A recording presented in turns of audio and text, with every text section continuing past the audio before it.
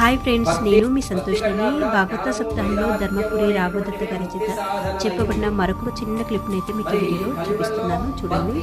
ముక్తి సాధనము కలవుహి కేవల భక్తి బ్రహ్మ సాయుజ్యకారిణి. కలియుగంలో ముక్తి పొందాలి అంటే భక్తిని ఆశ్రయించాలి. భక్తిని ఆశ్రయించడం వల్ల వారికి ముక్తి కలుగుతుంది.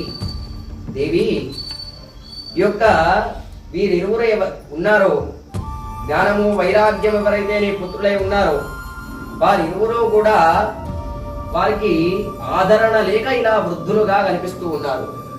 ఈ ఆదరణ లేకపోవడం వల్లనే వీరు వృద్ధులుగా గోచరిస్తూ ఉన్నారు.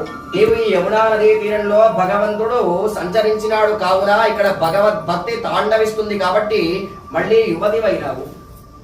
నీవు మొట్టమొదటగా పరమాత్మను స్మరించి నమస్కరించి వైకుంఠంలో నేను ఎక్కడ ఉండాలి అని నీవు ప్రశ్నలు వేసినావు. నీకు గుర్తు ఉన్నదా? ఆ పరమాత్ముడు నిన్ను నియమించినాడు. ఎక్కడైతే భగవత్ కీర్తనం జరుగుతుందో, ఎవరైతే నా భక్తులు కావలసి ఉన్నారో వారి హృదయాలలో నీవు ప్రవేశించు అని నిన్ను ఆశీర్వదించినాడు కదా.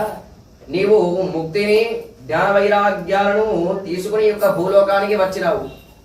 ముక్తికి పాషండమైనటువంటి రోగం సంక్రమించి నిన్ను అడిగే కదా వైకుంఠానికి బయలుదేరి వెళ్ళింది. నీకు తెలియజేసి వైకుంఠానికి వెళ్ళింది.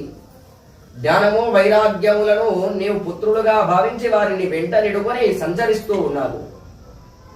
దేవి ఇరువురిని కూడా చైతన్యవంతులను చేయడానికి నేను ప్రయత్నిస్తాను అని చెప్పి ప్రయత్నాన్ని ప్రారంభం చేసినాడిక.